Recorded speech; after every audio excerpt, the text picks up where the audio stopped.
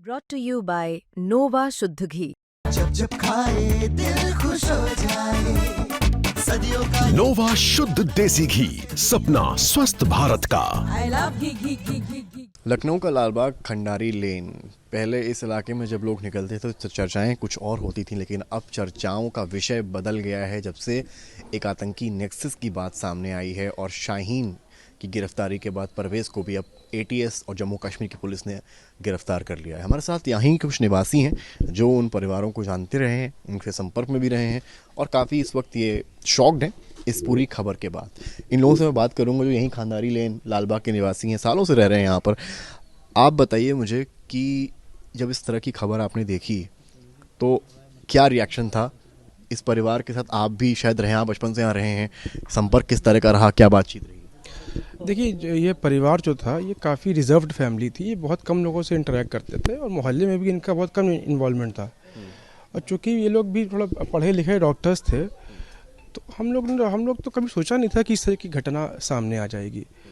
और हमारे मोहल्ले के लिए तो ये बहुत ही ज़्यादा शर्मनाक है कि इस तरीके की घटना यहाँ सामने आई। और ये फैमिली तो हम लोग तो कल से सुन के शॉक्ड हैं कि ऐसा भी हो सकता है। और लोगों से भी बात करेंगे। क्या नाम है आपका? अमित तिवारी। आपका क्या नाम है? फारूक भाई, आप ये बताइए, क्योंकि भाई गली मोहल्ले में जब कोई रहता है तो यूजुअली होता है कि कोई बुखार जुकाम हो गया, किसी ने बात करा, पूछ लिया भाई क्या लें, विटामिन डी लें, व्हाटएवर इट इज़। आप लोगों का कभी बातचीत इस तरह का रहा हो परवेज़ से या शाहीन से? किस तरह के थे, क्या था? शाहीन से तो नहीं था, मगर ये है कि परवेज़ से टच था हल्का फुल्का, जैसे कि क्योंकि वो हमारे छोटे वाले भाई के साथ पढ़ता भी था इस्लामिया कॉलेज में। यहीं इस्लामिया के पढ़े हुए? इस्लामिया पढ़ा हुआ है वो। और कभी जैसे कोई रिपोर्ट डेंगू हो गया, बुखार हो गया, कोई जाँच कराई तो उसकी रिपोर्ट परवेज़ को हम भेजते थे कि बताओ यार क्या दिखा सकते हैं आप हल्का सा मोबाइल में कि किस तरीके से आप लोग चैट करते थे, क्या बातचीत, क्या चैट नहीं करते, चैट मतलब कि कुछ इलाज को लेकर या इस तरह से चीज़ें? रिपोर्ट हम ऐसे दिखाते थे उसको, ये देखिए रिपोर्ट ही देखिए, ये रिपोर्ट अच्छा, ये दिखाइएगा, ऐसे दिखाइएगा एक बार ज़रा, इस तरफ दिखाइएगा। ये देख सकते हैं आप, ये परवेज़ डॉक्टर के नाम से नंबर सेव है इनके पास, क्योंकि मोहल्ले के लोग हैं तो इन लोग को जैसे कुछ पूछना हुआ तो वो ये सारी चीज़ें परवेज़ से अपने रिपोर्ट्स वगैरह भेजकर पूछ लेते थे और फिर वापसी पे फ़ोन पर जवाब आ जाता था। ये देख सकते हैं आप, ये इस तरह की डिस्प्ले पिक्चर लगी है, ये परवेज़ का जो नंबर है ये आपको हम दिखा रहे हैं। ये व्हाट्सएप डीपी परवेज़ की है जिसको इस वक्त एटीएस ने उठाया हुआ है, पूछताछ कर रही है।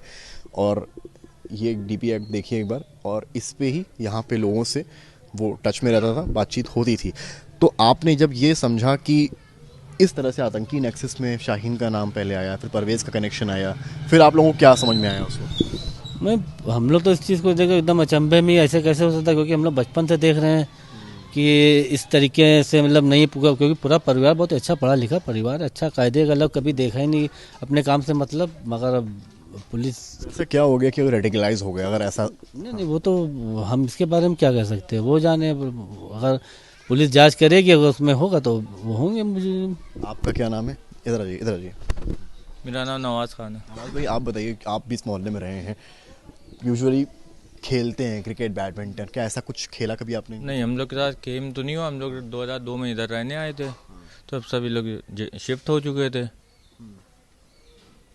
ऐसा कोई मामला हम लोग का साथ नहीं रहा। इनके फादर को हम लोग देखते हैं, सब नमाज़ पढ़ने जा रहे हैं यार, बहुत अच्छी फैमिली है, पढ़ी लिखी। शाहीन के बारे में कुछ बताइए। नहीं, उनका तो नाम ही हम लोग को जब अभी पता चला तो हम लोग शाहीन का ज़्यादा आना या नहीं? हाँ, परवेज़ का था। जी परवेज़ का क्या रहता था माहौल, किस तरह का माहौल? मैच क्या सुनते थे हम लोग, जैसे कुछ लोग अभी जिक्र चल रहा है जब से ये मामला आज कल से ओपन हुआ है, मैच पीछे खेलते थे, उनके जिक्र हो रहे हैं, यही सब चीज़ें चल रही हैं वहाँ क्षेत्र में। आप बताइए, आप भी काफ़ी पुराने यहाँ पर हैं, परवेज़ को लेकर क्या रिश्ते थे, कैसा था मतलब संपर्क आप लोगों को? देखिए गली मोहल्ले में तो चाय पानी बहुत गुफ्तगू। अरे जैसे मोहल्ले में हम लोग रहते हैं दोस्तों के तरीके, वैसे ही मिलना जुलना रहता था। बाकी जब आदमी एक टाइम होता है ना सब साथ का, अब हम अपने काम पे लग गए, वो अपने निकल गए कहीं पे, लेकिन आज तक कभी इस तरीके का था नहीं। जब ये देख के हम लोग खुद शौक हो गए कि ये ऐसा कैसे हो सकता है। कुछ लोग होते हैं जो बहुत परेशान रहते हैं कि देश में ये सही नहीं हो रहा है, देश में ये सही नहीं हो रहा है, या देश में सब कुछ सही हो रहा है। दो मेंटालिटी होती है। आप लोग क्योंकि साथ में रहे हैं, तो परवेज़ की थिंकिंग किस तरफ थी, इस तरफ या उस तरफ? अरे अब तो ये समझ लिए काफ़ी पहले से ही, जब भी काफ़ी पहले उस टाइम पे सब कोई बात होती ही नहीं थी।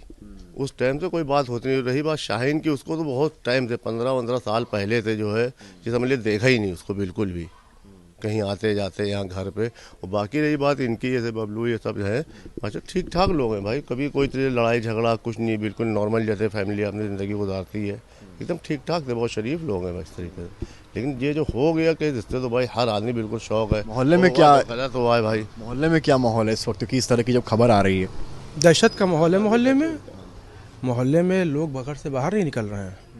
मोहल्ला काफ़ी डरा हुआ है, क्योंकि इस तरीके की घटना हो जाना किसी भी मोहल्ले के लिए, मोहल्ले के लोग तो समझ लीजिए कि कल से बाहर नहीं निकल रहे हैं, बालकनी में नहीं आ रहे हैं लोग, आ भी रहे तो झांक रहे हैं। हाँ, मीडिया को देखते अंदर भाग जा रहे हैं सब। सही है। देखिए अब आपको तस्वीर सामने की दिखाता हूँ मैं, ये गलियों में सन्नाटा पसरा हुआ है, कुछ एक आध लोग आ रहे हैं जिन्हें कुछ सामग्री खरीदनी है दुकानों से, वो आ रहे हैं, अपना काम कर रहे हैं, वापस निकल जा रहे हैं। इस तरह से गलियों में खंडारी बाजार के सन्नाटा हो गया है। सन्नाटे का मतलब मायना केवल एक है, जिस तरह की आतंकी गतिविधि हुई है उसके बाद हलचल यहाँ तेज हो गई है। कैमरामैन गौरव गुप्ता के साथ समर्थ श्रीवास्तव, लखनऊ।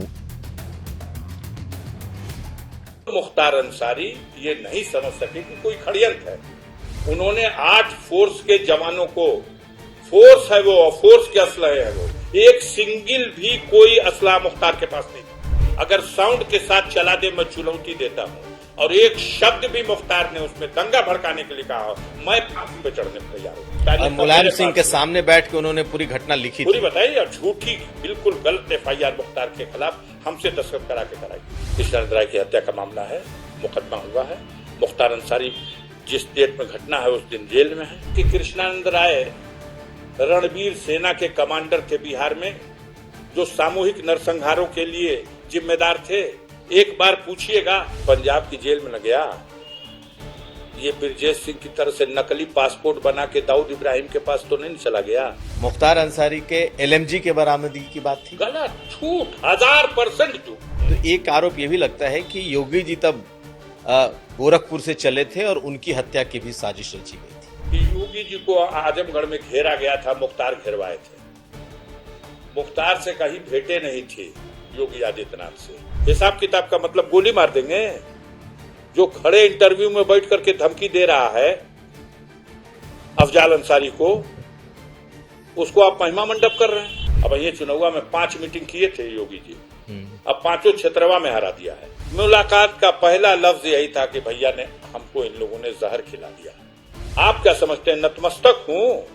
तो इस गलतफहमी में कोई मत रहे, नतमस्तक नहीं। हमारे घर की बेटियां पहली बार सड़क पे उतरी हैं, गांवों में गई हैं, बस्तियों में गई हैं, गलियों में दरवाजे दरवाजे जाके, हर कौम जात के दरवाजे पे। माननीय नेताजी की मैं दिल से कदर करता हूं, वो मेरे बाप तमाम थे, मेरे इस घर पे आ चुके हैं। तमन्ना है, एक हसरत है कि वो मौका आ जाए जब उत्तर प्रदेश में सरकार का परिवर्तन हो और माननीय अखिलेश यादव के नेतृत्व में उत्तर प्रदेश में सरकार बने, और इसके लिए सब कुछ निछावर करने को तैयार है। आज जिनको इस्तेमाल कर रहे हैं योगी जी, जितने भी इस्तेमाल कर रहे हैं, अगर सत्ता परिवर्तन हो जाए तो कई चीन चले जाएंगे। और भौकाल तो आज भी है।